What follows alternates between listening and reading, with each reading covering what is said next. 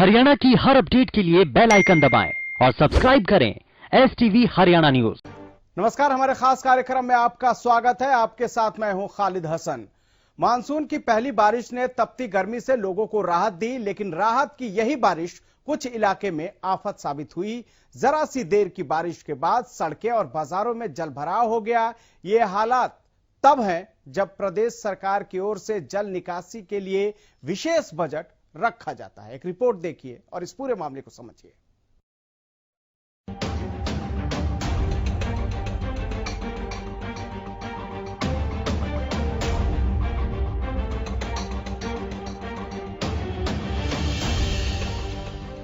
बरसे तो आफत, ना बरसे तो आफत। जी हाँ, कुछ ऐसा ही हाल हुआ प्रदेश में हुई मानसून की बारिश का।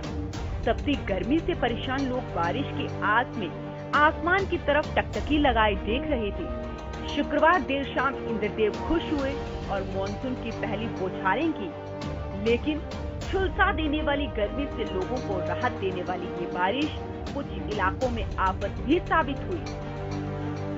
ये तस्वीरें गोहाना के सोनीपत रोड स्थित सब्जी मंडी की हैं, जहां कुछ देर की बारिश के बाद सब्जी मंडी ने जल समाधि ले ली, जिससे वहां खड़े होने तक की जगह नहीं बची। मानसून की पहली बारिश ने प्रशासन के उन तमाम दावों को भी धोकर रख दिया, जिसमें मानसून से पहले सभी तैयारियां करने की बात की जाती है। स्थानीय दुकानदारों और आम लोगों का कहना है कि यहाँ सीवरेजों की सफाई व्यवस्था ठीक न होने की वजह से बारिश के दौरान जलभराव की स्थिति पैदा हो जाती है, और इस बार भी यही हुआ। कुछ देर बारिश हुई और सब्जी मंडी जलमग्न हो गई। परेशानी है, किधर राह नहीं, निकलने का और नहीं। पानी गोटा पानी पड़ा है, पानी भरा हुआ है पूरा मंडी में, पूरा गंदगी फैला हुआ है। अच्छा, तो और सौदे सही से मिल नहीं रहे। ना पानी की निकालने की व्यवस्था है, ना इस गेट पे ना उस गेट पे, सारा ठप होया पड़ा है। ये सरकार जागती नहीं, कोई वो नहीं। छोटी सी बारिश हुई है एक। कितना परेशान हो रहे हैं? सारे परेशान हो रहे हैं, देखो गाड़ियाँ रुकी हुई हैं। बहुत परेशानी हो रही है। पानी सारा गंदा पानी सारी सब्जी मंडी के अंदर भरा पड़ा है, और कम से कम छोटे तक पानी आया हुआ है। कम से कम इतना गंदा पानी भरा पड़ा है सारी मंडी के अंदर। ये हालात थे गोहाना की सब्जी मंडी के। आइए अब बात करते हैं झज्जर की। यहाँ भी बारिश ने चिलचिलाती गर्मी को तो दूर भगा दिया, लेकिन इसके साथ साथ लोगों की परेशानियों में भी इजाफा कर दिया, और इस बारिश ने प्रशासन के दावों को भी खोखला साबित कर दिया। हालांकि झज्जर में कुछ लोगों ने मानसून की पहली बारिश के बाद सुहावने हुए मौसम का आनंद लिया, तो दूसरी ओर कुछ लोगों के लिए यही बारिश आफत भी साबित हुई। बारिश के बाद सड़कें और गलियां दरिया में तब्दील हो गई। जलभराव का नजारा कुछ ऐसा था जैसे सड़कों पर अब सिर्फ गाड़ियां ही नहीं बल्कि नाव भी चलाई जा सकती हो। उधर सोनीपत में भी मानसून की पहली बारिश के बाद लोगों ने राहत महसूस की, लेकिन यहाँ भी कुछ देर की बारिश के बाद प्रशासन के दावों की पोल खुल गई। यहाँ जगह जगह पर हुए जलभराव से लोगों को काफी परेशानियों का सामना करना पड़ा। मानसून की पहली बारिश के बाद बस स्टैंड, बीज मार्केट, मामा भांजा चौक, गीता भवन चौक समेत कई जगहों पर पानी भर गया। बारिश आते ही यहाँ पानी इकट्ठा हो जाता है, 2 दिन पानी नहीं निकलता, यहाँ कोई नहीं आकर देखता। अभी एक भाई ने सीवर में खुद खोल लाई है। समस्या ये जरा सा पानी बारिश आ जाए तो यहाँ पानी इकट्ठा हो जाता है, और ये सीवर का ढक्कन जो है ना खोल के इसके अंदर घुस के भी खोलना पड़ता है। बारिश के बाद जलभराव की ये समस्या सिर्फ गोहाना, झज्जर और सोनीपत में ही नहीं है। बारिश के दौरान प्रदेश के लगभग सभी जिलों में इस तरह के नजारे आम हैं।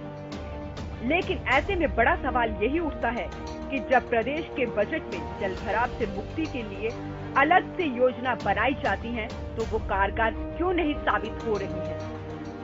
Bureau report, Haryana news.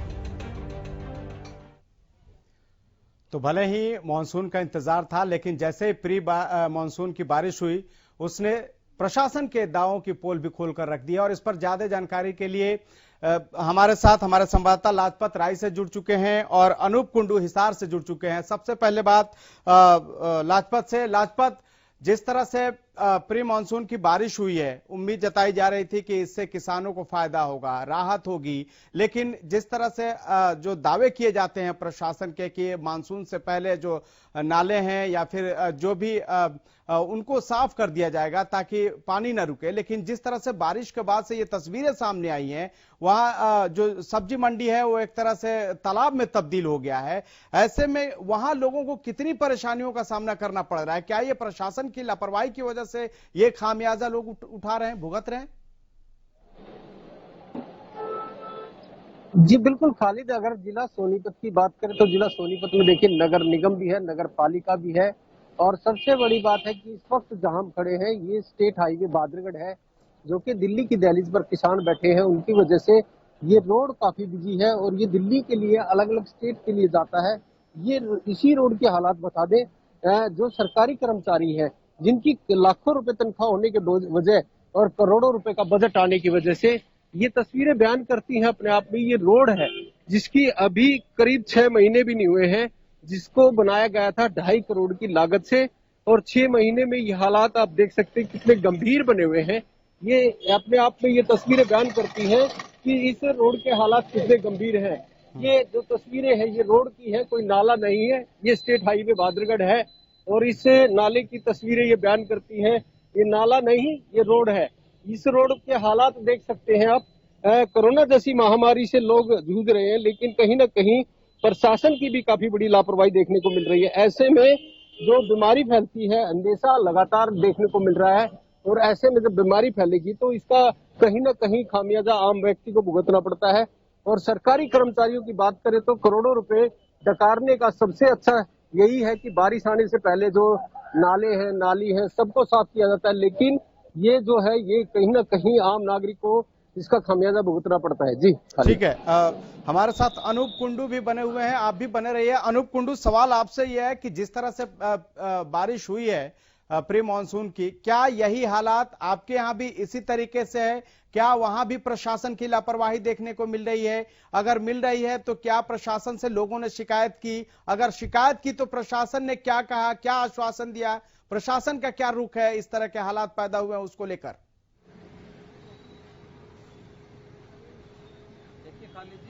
जिस प्रकार से लाजपत बता रहे थे, इसके पूरे प्रदेश के ऐसे हालात। ऑटो मार्केट की बात की जाए, चाहे आर्य कन्या कॉलेज है उसके आसपास के क्षेत्र की बात की जाए, गलियों की बात की जाए, तमाम जगह पहली ही हल्की सी बारिश में जल भरा हो गया है और सड़कें सारी जलमग्न हो गई है। और यहाँ पर जो स्थानीय निवासियों का तो यही कहना है कि किसी की जवाबदेही नहीं है।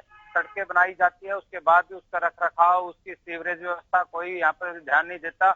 यहाँ तक कि यहाँ के स्थानीय जो लोग हैं उन्होंने तो ये गंभीर आरोप तक लगाए हैं कि ठेकेदार से लेकर जेई, एसडीओ और एक्शन तक एक रेशो में भ्रष्टाचार तय किया जाता है, इतने परसेंटेज तय की जाती है, इसी कारण कार्रवाई नहीं हो पाती। सरकार का जो सुशासन है उसकी पहल यहाँ पर खुलती नजर आ रही है, और अगर कोई आवाज उठाने की कोशिश करता है तो उस पर मुकदमे दर्ज कर दिए जाते हैं। ऑटो मार्केट में उकलाना की हम बात कर ले तो मैकेनिकों का भी यही हाल है। 20 करोड़ की लागत से यहाँ पर 4 लेन बन चुका है, उसके हालात इसी प्रकार से हैं। तो जरूर सरकार को कहीं कहीं जो सुशासन के दावे कर रही है, अगर उस सुशासन को सही धरातल पर लाना है तो ये देखना होगा कि जो कर्मचारी और ठेकेदार इस प्रकार का भ्रष्टाचार करते हैं तो उन पर तत्काल और शीघ्रता से बहुत बड़ी कार्रवाई की जानी चाहिए। जी, उस पर कार्रवाई करनी चाहिए। लेकिन लाजपत सवाल ये किया है कि सरकार खास करके नाले नालियों के लिए, पानी निकासी के लिए, पानी न जमे इसके लिए स्पेशल बजट पेश करती है। आखिर वो पैसा जाता कहां है? प्रशासन उसको क्या सही जगहों पर इस्तेमाल नहीं करता, या फिर कागजी कार्रवाई करके निकल जाता है और जब बारिश होती है तो पोल खुल जाती है? लाजपत, ये दिखा दूं कि यहाँ पर जो ये जी बिल्कुल खालिद, अगर मैं आपको इस रोड की तस्वीरें दिखा दूं तो ये रोड के हालात कितने गंभीर हैं। सबसे बड़ा सवाल तो यह भी बनता है कि खोरी जैसे गांव को जब उजाड़ दिया गया, सरकार पर भी ये भी सवाल खड़े होते हैं। ये जो मैं अभी आपको तस्वीरें दिखा रहा हूँ, ये स्टेट हाईवे बहादुरगढ़ की तस्वीरें हैं, लेकिन जो ये तस्वीरें दिखाई दे रही हैं ये अनऑथराइज कॉलोनी है, आपको अभी भी दिखाई दे रही होंगी। ये अनऑथराइज कॉलोनी बन रही है और इनकी वजह से कहीं ना कहीं ये जल भराव की स्थिति बनी रहती है।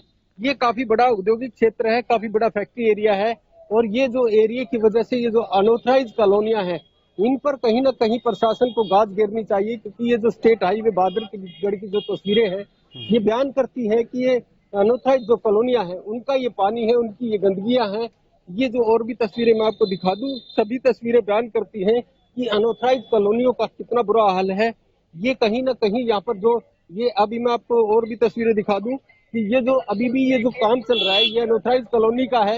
यहाँ पर एक फैक्ट्री होती थी जिसको फैक्ट्री को मोटे लालाओं ने खरीद कर अब ये अनऑथराइज्ड प्लॉटिंग की जा रही है।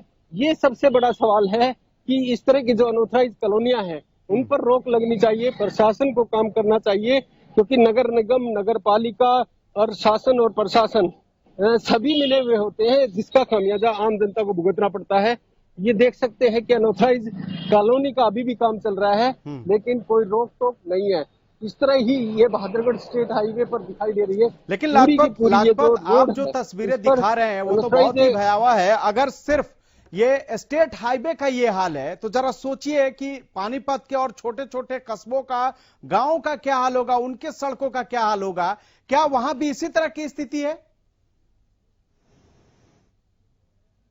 जो बजट आता है बारिश से पहले की स्थिति है, और ये बारिश का पानी नहीं है, ये अनऑथराइज्ड कॉलोनियों का पानी है।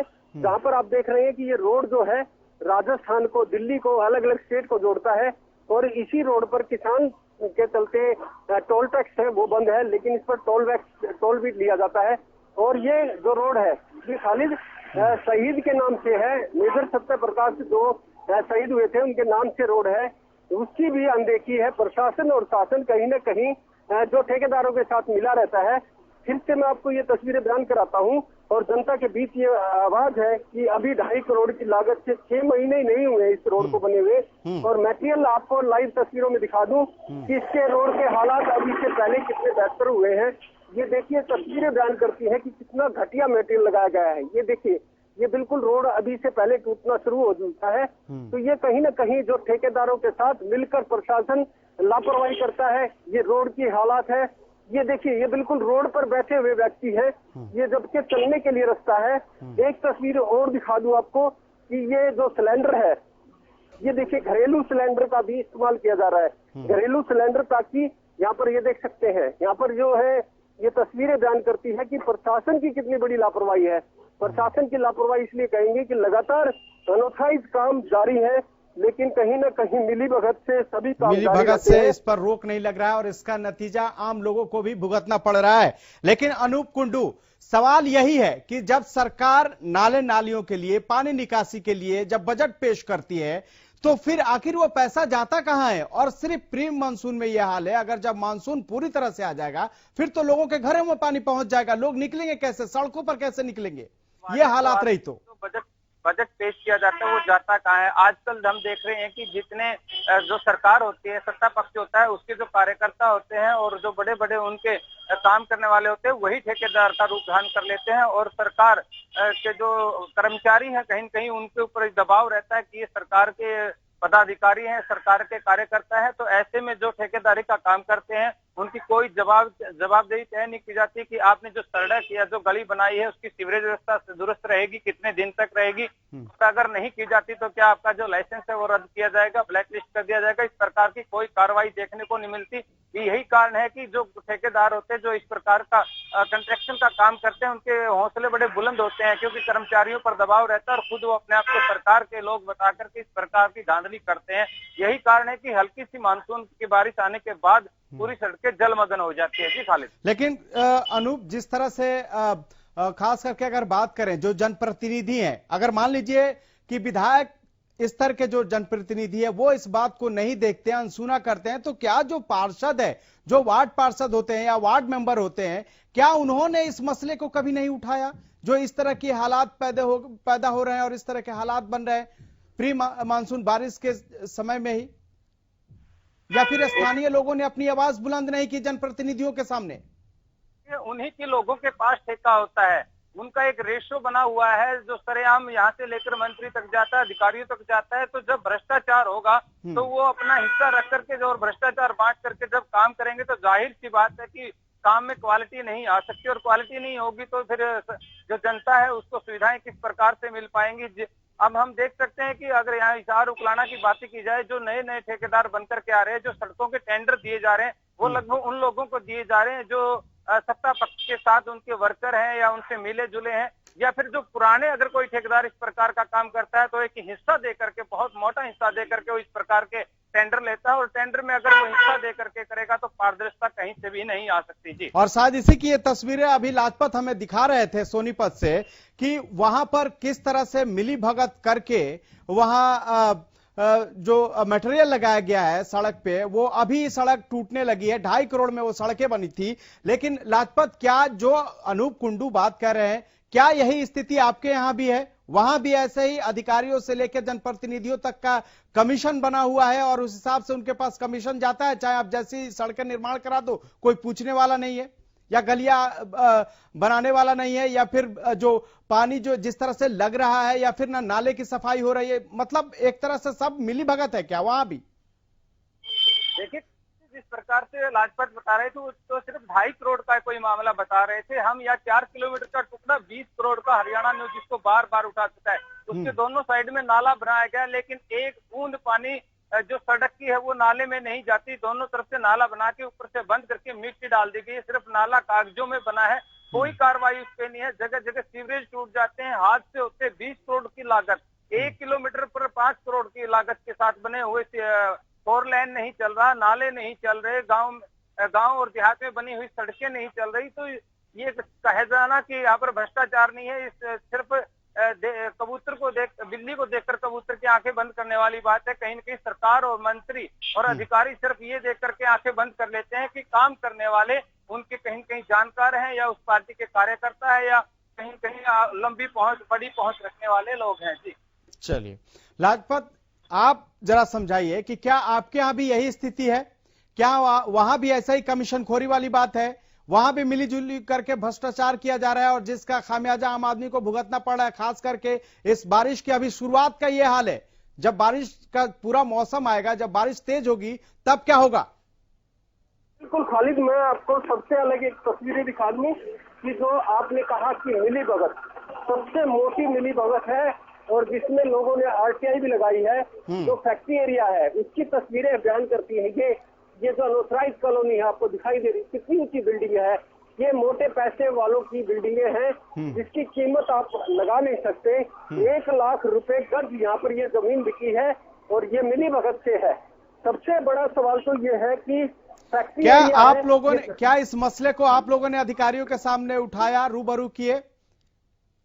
सकते हैं कि ये जो फैक्ट्री एरिया का मुख्य रास्ता है, इसमें ये आप अनऑथराइज्ड कॉलोनी है। ठीक है, और ये लाजपत और अनूप कुंडू, आप हमारे साथ जुड़े, इसके लिए आपका बहुत बहुत धन्यवाद। तो राहत की बारिश, हम ये समझ रहे थे कि जो प्री मानसून है उस बारिश से लोगों को जरूर गर्मी से राहत मिली होगी, लेकिन प्रदेश के कई ऐसे इलाके हैं जहां ये बारिश आफत बन गई है। अभी तो मानसून पूरी तरह से आना बाकी है। जरा सोचिए कि जब मानसून पूरी तरह से जब आ जाएगी तब क्या स्थिति होगी। फिलहाल इतना ही, लेकिन आप देखते रहिए हरियाणा न्यूज।